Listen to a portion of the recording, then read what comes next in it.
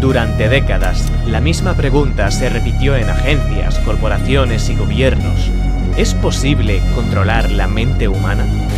Y la respuesta empezó a buscarse sin descanso, no en teorías ni en ciencia ficción, en un programa secreto que operó durante más de 20 años sin ningún tipo de control.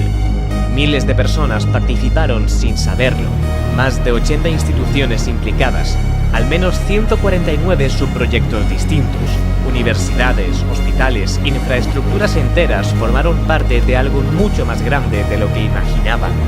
Una red que se extendió durante años, cruzó fronteras, se infiltró en la estructura del país y avanzó sin que nadie desde fuera pudiese entender el sistema por completo.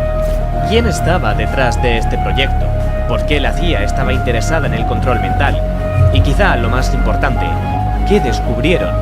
Esta es la historia del proyecto MKUltra. La Segunda Guerra Mundial termina en 1945, pero el conflicto no ha terminado, simplemente ha cambiado de enemigo. Estados Unidos empieza a dividir el mundo en dos bloques, en uno de ellos la Unión Soviética, en el otro Occidente. No hay combates directos, pero sí paranoia, espionaje y una obsesión constante por no quedarse atrás. Es una guerra sin disparos directos, dominada por el miedo, la Guerra Fría. En 1949, el cardenal de la Iglesia Católica en Hungría es acusado de intentar iniciar una tercera guerra mundial, restaurar el imperio austrohúngaro y coronarse emperador. Acusaciones completamente absurdas de las que claramente era inocente. Sin embargo, durante el juicio, el cardenal parecía adormecido y confesó todo sin dudar. Unos meses después, los soldados estadounidenses que vuelven a Estados Unidos de Corea no parecen los mismos. Hablan de forma extraña, defienden ideas comunistas, como si hubieran sufrido un cambio brusco. Los medios lo repiten una y otra vez, control mental. El término se vuelve popular mucho antes de que exista Internet. Programas de radio, periódicos, todos apuntan a lo mismo. Y eso en Estados Unidos se convierte en un escándalo. Los mandos de la CIA lo ven claro. Si la Unión Soviética o China han descubierto una forma de controlar mentes, podrían obligar a agentes capturados a revelar secretos, volverlos contra su propio país e incluso adoctrinar a ciudadanos estadounidenses para convertirlos en comunistas. La primera nación que domine el control mental gobernará el mundo. La CIA cree que al otro lado ya están experimentando con soldados y prisioneros, y si el enemigo lo hace, ellos no se pueden quedar atrás. MKUltra no nace de la nada. Antes hay otros proyectos que abren el camino. En 1950 aparece un programa llamado Bluebeard. Su misión, descubrir cómo interrogar mejor. Pero los resultados son decepcionantes. En 1951 le cambian el nombre a Artichoke, y el equipo que lo dirige empieza a hacer preguntas que se alejan mucho de lo que cualquiera entendería como interrogatorios. ¿Se puede obligar a una persona a hacer algo que no haría jamás? ¿Se puede hacer que olvide lo que acaba de hacer? ¿Se puede controlar completamente la decisión de alguien? Para responder a esas preguntas empiezan a experimentar. Al principio se usa a voluntarios de la propia CIA, pero pronto pasan a usarse prisioneros de guerra coreanos y personas sin posibilidad real de negarse. Los resultados son irregulares, pero suficientes para dejar claro que el terreno es prometedor. Con Bluebeard y Artichoke ya activos, con el miedo al comunismo creciendo cada día, la CIA toma una decisión que va a cambiarlo todo. Necesitan un programa mucho mayor, muchísimo mayor. Uno que no tenga límites. Uno que no dependa de un solo laboratorio. Un programa capaz de competir con lo que ellos creen que ya está haciendo el enemigo y capaz de adelantarse a él. Así nace MKUltra. El 13 de abril de 1953 se crea oficialmente el proyecto bajo el mando de Sidney Gottlieb. Gottlieb es químico, un perfil brillante, creativo, obsesivo y a la vez con una frialdad que lo convierte en el candidato perfecto para un proyecto así. Allen Dulles, el director de la CIA, le da acceso a fondos ilimitados, libertad operativa y la capacidad de reclutar a quien quiera. A partir de este momento, MKUltra empieza a expandirse rápidamente. El programa se fragmenta, se multiplica y se disfraza bajo decenas de nombres distintos. Nada parece conectado y justamente por eso funciona. Desde el primer día, MKUltra no va de investigación científica ni de mejorar técnicas de interrogatorio. Va de algo mucho más ambicioso. conseguir el suero de la verdad. La CIA busca una sustancia que obliga a cualquiera a decir lo que sabe, sin filtros, resistencia ni posibilidad de mentir.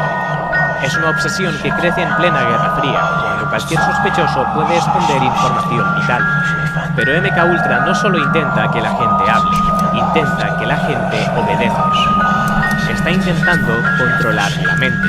No parcialmente, no a medias, controlarla del todo. ¿Se puede hacer algo así? ¿Se puede manipular a alguien hasta ese extremo? En MKUltra creen que sí, y empiezan a experimentar. Buscan crear un espía que no sabe que es espía, un mensajero que no sabe que lleva un mensaje. Todo parece demasiado perfecto para ser real, y aún así lo intentan. La idea, el fin justifica los medios, se convierte en la norma. Y lo que ayer sería un escándalo internacional, hoy es solo otro experimento más. MKUltra está dispuesto a llegar hasta donde haga falta. Solo hay objetivos, y los objetivos se vuelven cada vez más extremos. En Kentucky, un pequeño grupo de personas recibe dosis diarias de LSD durante varias semanas seguidas. A lo largo del proceso, los médicos notan cambios en su comportamiento, en su forma de hablar y en su manera de percibir la realidad. Pero esto solo es una pieza del puzzle. MKUltra quiere más. La CIA deja claro que no quiere depender solo de sustancias. Quiere ampliar el arsenal. Quiere encontrar cualquier método que permita controlar a una persona sin que lo note. Así que ahora entra en escena otra herramienta, la hipnosis. Desde los años 50, varios especialistas trabajan con la agencia para ver hasta dónde se puede llegar. Se intenta que una persona acepte órdenes que jamás haría estando consciente. Y lo más inquietante es que también prueban si una vez despierta, esa persona puede ejecutar la orden sin recordar que se la han implantado. Los resultados no siempre son estables, pero algunas pruebas muestran que ciertos participantes se vuelven extremadamente manipulables. Pero si hay algo que deja claro que este proyecto no tiene límites, es lo que viene ahora, el aislamiento sensorial. La idea es simple. Si a una mente le quitas el sonido, la luz, el tiempo y cualquier contacto con el exterior, la mente se rompe. Y cuando se rompe, se vuelve moldeable. Así que MKUltra construye cámaras totalmente insonorizadas, habitaciones donde la persona no sabe cuánto tiempo lleva allí, y tanques de agua salada donde el cuerpo flota sin sentir absolutamente nada. Horas, días, en algunos casos, semanas. El resultado es exactamente el que buscan. La gente empieza a sufrir alucinaciones, pierde la noción de quién es, mezcla fantasía con realidad. Y es en ese punto donde se vuelve más fácil implantar ideas, forzar confesiones o manipular decisiones. Y la pregunta es, ¿quién acepta participar en algo así? La respuesta es casi nadie. La CIA se aprovecha de quienes no pueden defenderse. Personas sin hogar, presos que no tienen alternativa, adictos que aceptan lo que sea a cambio de una dosis. Todos ellos se convierten en candidatos perfectos. No tienen voz, no tienen información y sobre todo no tienen la capacidad de decir que no. Muchas de las personas utilizadas en estas pruebas no saben nada, no entienden lo que está pasando. Mientras esto ocurre en laboratorios y centros médicos, la CIA también mueve piezas fuera, en la calle. En 1955, la agencia alquila varios pisos en San Francisco y Nueva York, decorados como apartamentos normales. Allí mete cámaras ocultas, micrófonos y espejos de una sola cara. Atrae a hombres que no sospechan nada. Los invitan a pasar, les sirven una copa y en esa copa hay LSD. A los pocos minutos, los hombres empiezan a perder el control de sus sentidos. Detrás del espejo, agentes de la CIA toman notas, graban vídeos, quieren ver cómo actúan. Para ese momento, la CIA había descubierto miles de maneras de romper a alguien, pero ni una sola forma de controlarlo. En cuanto al LSD, Sidney concluyó que sus efectos eran demasiado impredecibles. Pero ya era demasiado tarde. La CIA había repartido tanto LSD por Estados Unidos que había acabado infiltrándose en el público general. A finales de los años 50, MKUltra deja de ser un proyecto únicamente estadounidense. Cruza la frontera y llega a Canadá, donde la CIA encuentra algo que en ese momento necesita más que nunca. Un científico con prestigio internacional, poder, contactos y una reputación tan sólida que nadie se atreve a cuestionarlo. Su nombre es Donald Ewen Cameron. Cameron es uno de los psiquiatras más influyentes del mundo. Dirige el Allan Memorial Institute, un centro asociado a la Universidad McGill en Montreal. Es alguien a quien se le escucha, alguien cuya palabra se toma como verdad. Y justo por eso es el candidato perfecto para llevar a cabo experimentos que en Estados Unidos serían mucho más difíciles de ocultar. La CIA empieza a financiarlo en secreto. Entre 1957 y 1964, Cameron recibe casi $69.000, equivalente a unos 770.000 actuales, para llevar a cabo investigaciones que él cree que son financiadas por una fundación médica. Cameron empieza a desarrollar una idea que él mismo describe como revolucionaria: la conducción psíquica, eliminar la identidad de una persona. Cameron se pone a experimentar con pacientes. Primero los seduce con la promesa de tratamientos avanzados para ansiedad, depresión, estrés o fobias leves. Personas que buscan ayuda, que confían en él y no tienen ni idea de lo que les espera. Cameron mantiene a los pacientes dormidos durante semanas enteras mientras los hace escuchar frases repetidas miles de veces al día que buscan cambiar su forma de pensar. El impacto es tan profundo que algunas víctimas pasan décadas intentando reconstruir quiénes eran antes de entrar en el Allan Memorial Institute. Muchas no lo consiguen. Pero lo más inquietante de todo es que nadie lo denuncia. Nadie lo detiene porque Cameron es intocable. Durante los años 50 y 60, MKUltra se mueve como una sombra. No aparece en ningún informe público, no existe ningún registro accesible, pero está ahí, creciendo por debajo de todo. Cada año que pasa, la red se vuelve más compleja. La CIA crea fundaciones falsas, empresas fantasma y contratos camuflados para financiar investigaciones. Solo un grupo de personas en la dirección conoce el plan completo. La mayoría de las personas que colaboran ni siquiera saben que trabajan para la CIA. Creen que están participando en investigaciones universitarias, estudios médicos o proyectos subvencionados por fundaciones aparentemente normales. Si un laboratorio empieza a hacer preguntas o un investigador sospecha algo, no tiene forma de conectarlo con el resto. Cada fragmento está aislado del siguiente, y ese aislamiento hace que MKUltra sobreviva durante casi 2 décadas sin que nadie logre unir las piezas. A principios de los 60, algunos miembros de la agencia empiezan a preguntarse si todo esto tiene sentido. Ven que MKUltra genera víctimas, daños y experimentos que rozan líneas éticas. Y al mismo tiempo, no aparece ningún arma mental que justifique tanto sufrimiento. En 1964 se produce el primer recorte. Algunos subproyectos se cancelan, otros se congelan. De forma oficial se habla de costes y presupuesto, pero internamente empieza a notarse algo diferente. La sensación de que la CIA está empezando a entrar en un territorio que ni siquiera ellos pueden controlar. 3 años después, en 1967, se produce otro recorte. Y entonces, entre 1972 y 1973, llega el golpe final. MKUltra se da por terminado oficialmente. Pero existen notas, incluso grabaciones, y si alguien llega a verlas, entenderá exactamente qué ha estado haciendo la agencia durante 20 años. Así que en 1973, Richard Helms, el director de la CIA, ordena destruir todos los archivos relacionados con MKUltra. Todos. Cajas enteras de documentos, contratos, fotografías, cintas de vídeo y grabaciones de audio empiezan a desaparecer con un único objetivo: borrar la historia antes de que alguien pueda encontrarla. Para el público, MKUltra simplemente no existe. No hay rastro oficial ni documentos que lo confirmen. Y durante un tiempo parece que el secreto se ha evaporado, que el proyecto muere junto a sus archivos, que nadie sabrá nunca lo que ha pasado. Pero dentro de la CIA, el secreto sigue vivo. Sigue en las cabezas de quienes participaron, en los cuadernos personales que algunos no entregaron, en los arrepentimientos que empiezan a despertar. Algo tan grande no puede enterrarse del todo, y es solo cuestión de tiempo que ese secreto acabe saliendo a la luz. Diciembre de 1974. El país se despierta con un titular que lo cambia todo. El New York Times publica un reportaje explosivo en el que afirma que la CIA ha llevado a cabo operaciones ilegales dentro de Estados Unidos. El artículo habla de experimentos con ciudadanos que no lo saben, de pruebas hechas en secreto durante los años 60, de algo que suena demasiado grave para ser verdad, pero demasiado específico para ser mentira. El artículo no menciona todavía el nombre MKUltra, pero deja caer una frase que lo cambia todo: programas de control mental. A partir de este momento, la pregunta deja de ser si es verdad y pasa a ser hasta dónde ha llegado. y el país pronto empieza a perder la calma. La gente quiere respuestas, los periodistas presionan y los medios repiten el tema día tras día. En cuestión de semanas, la tensión es tan grande que el Congreso no puede ignorarlo. En 1975 se crean dos grandes investigaciones oficiales, el Comité Church en el Senado y la Comisión Rockefeller.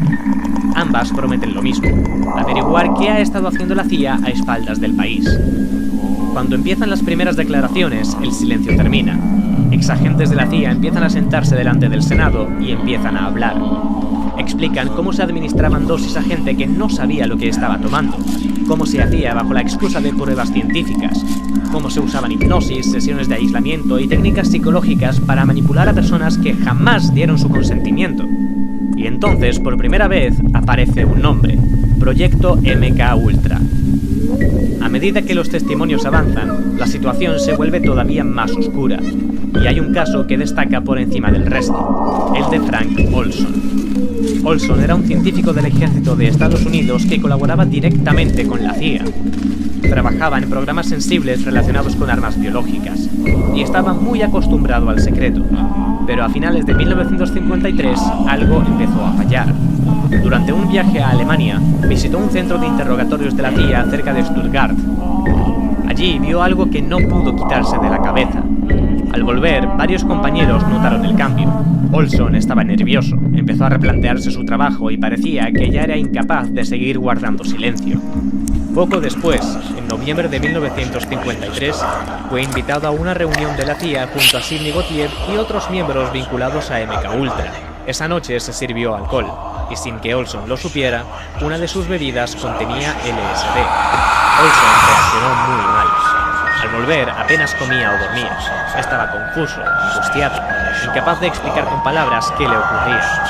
Para quienes le rodeaban, era evidente que algo se había roto, y dentro de la CIA, eso empezó a verse como un problema. Se decidió que Frank viajara a Nueva York para hablar con un psiquiatra vinculado a la agencia. La idea era ayudarle, estabilizarle, evaluar qué hacer a continuación, pero esa ayuda nunca llegó. La noche anterior a su consulta, la ventana de su habitación se rompió y el cuerpo de Olson cayó a la calle. El gerente del hotel bajó corriendo. Olson seguía vivo. Levantó la cabeza e intentó decir algo antes de perder el conocimiento por completo. Antes de que llegara la policía, Lashbrook, su compañero con el que estaba compartiendo habitación, hizo dos llamadas breves. Primero a Sidney, que organizó un equipo interno encargado de gestionar situaciones delicadas para la agencia, y luego al psiquiatra de MK Ultra. La policía entró en la habitación. Encontraron a Lashbrook sentado en el baño.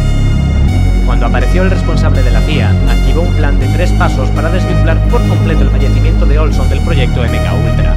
Convencer a la policía de Nueva York para que no investigara más, dar a Lashbrook una historia de fondo falsa y convencer a la familia de Olson para que no hiciera preguntas. Los 2 primeros pasos fueron sencillos, el tercero no tanto. La versión oficial afirmaba que Frank Olson había caído o había saltado desde la ventana del hotel. Teniendo en cuenta que la ventana estaba cerrada y cubierta por una cortina, era poco probable que se tratara de un accidente. Para saltar habría necesitado una coordinación excepcional.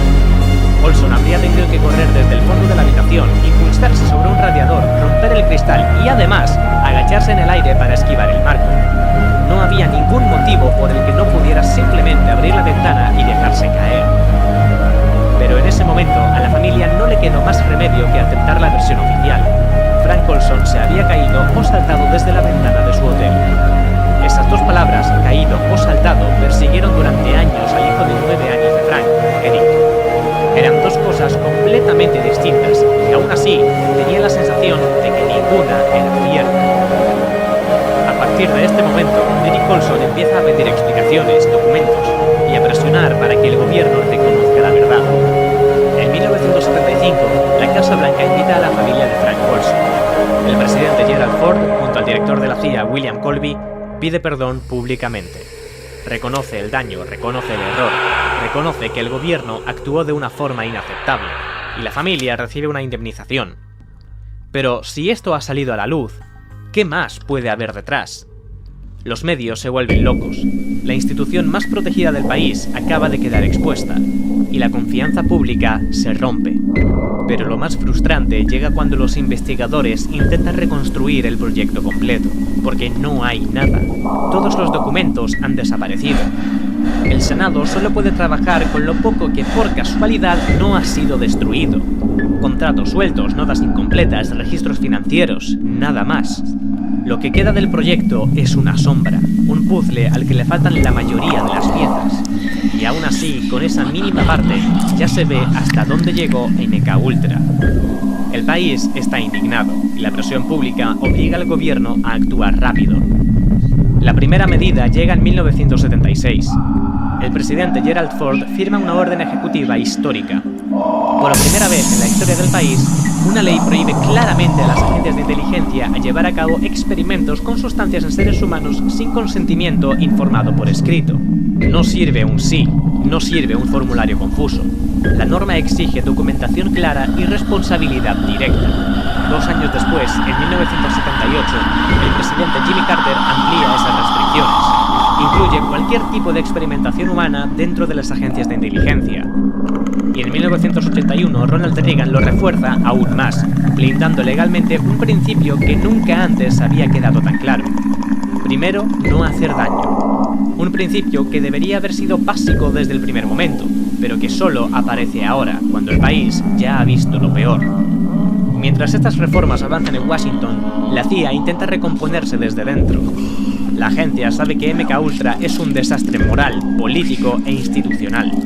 Sabe que es un ejemplo de lo que nunca debe repetirse, y empieza lo que ellos mismos describen como una limpieza interna. Varios funcionarios ligados al proyecto desaparecen de sus puestos. Algunos son jubilados de manera anticipada, otros son reasignados discretamente.